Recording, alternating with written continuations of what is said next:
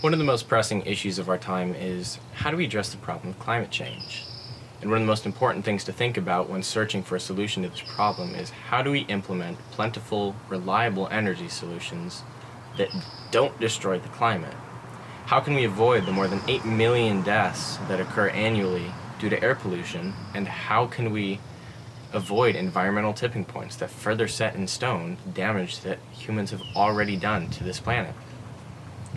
One of the cleanest, safest, and most effective solutions at our fingertips is nuclear energy. Estimated by the Intergovernmental Panel on Climate Change to produce 4 times less carbon emissions than solar, it's safe to say it's a pretty clean energy source. But this is just existing nuclear. What about modern reactors? You know, the kind with redundant passive protection systems that, even in the case of total system failure, don't rely technology to slow a reaction, the kind that's capable of using the waste of previous reactors. Or what about the kinds that haven't even been invented yet, the kinds that are theoretically possible but haven't been brought to fruition because of lack of funding and research in this field, thanks to anti-nuclear rhetoric that was born in the 1950s. There's so much public fear around the waste and reactors melting down, and really it's totally blown out of proportion, and let me explain why. The World Health Organization estimates that upwards of 8 million people die annually due to fossil fuel emissions. That pales in comparison when talking about even the nuclear bombs dropped on 2 cities in Japan. But we're not talking about nuclear bombs here, we're talking about nuclear reactors and nuclear storage waste facilities. So let's discuss Chernobyl. Arguably one of the most, not arguably, definitively the worst nuclear power accident in history. It only resulted in anywhere from a few dozen to a few hundred deaths. The number varies depending on the source, but it's somewhere in that range. According to the United Nations Scientific Committee on the Effects of Atomic Radiation, contamination greater than background levels of radiation were limited to 20 square miles around the plant. And today, Chernobyl is now essentially one of the largest nature preserves in Europe, boasting an even more flora and fauna than existed before the accident occurred, thanks to humans no longer living there. But it still could have and should have been prevented. So what about the existing systems that have gone well? The best argument for doubling down on 20th century nuclear power is that we know that it works. France and Sweden built some of the cleanest grids ever developed by scaling up nuclear power very rapidly in the 70s and 80s.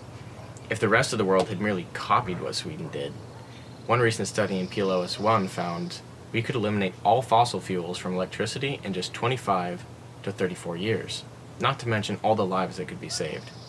But what about the lives that have already been saved? A study published by NASA in 2013 estimated that 1.8 million deaths have already been prevented through the use of nuclear energy between the years of 1976 and 2009.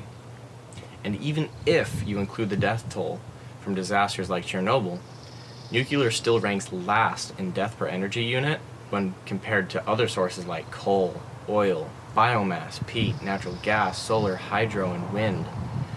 It's a pretty safe solution. But what about the risk of reactors melting down, or being the target of attacks, or nuclear waste storage facilities being compromised? Could any of the 103 nuclear reactors in the United States be turned into a bomb? No. The laws of physics prevent it. In a nuclear weapon, radioactive atoms are packed densely enough within a small chamber to initiate an instantaneous explosive reaction. A reactor is far too large to produce the density and heat needed to create a nuclear explosion.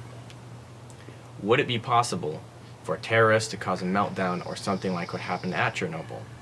Extremely unlikely, due to the design of American reactors. Graphite was used as a medium to slow down the reaction, and it wasn't submerged in water like modern reactors are. Graphite burns up at high enough temperatures. Water does not. violation of basic safety procedures, poor engineering, abysmal management, and a lack of a containment structure is what made Chernobyl possible. Nuclear power plants here in the US, under federal and international regulation, are among the sturdiest and most impenetrable structures on the planet, second only to nuclear bunkers. Subterranean disposal of waste is our safest option for long-term disposal. Through deep geological disposal, too deep to be touched by weapons, in areas that have been geologically stable for millions of years, we can safely dispose of waste deep underground, at least long enough for us to transition to true renewable energy without destroying the climate in the process. Nuclear energy is one of the safest and easiest forms of energy we can use and set up in a relatively short amount of time in order to combat climate change. We're working against the clock now, as we reach tipping points, and for now, nuclear is our best option.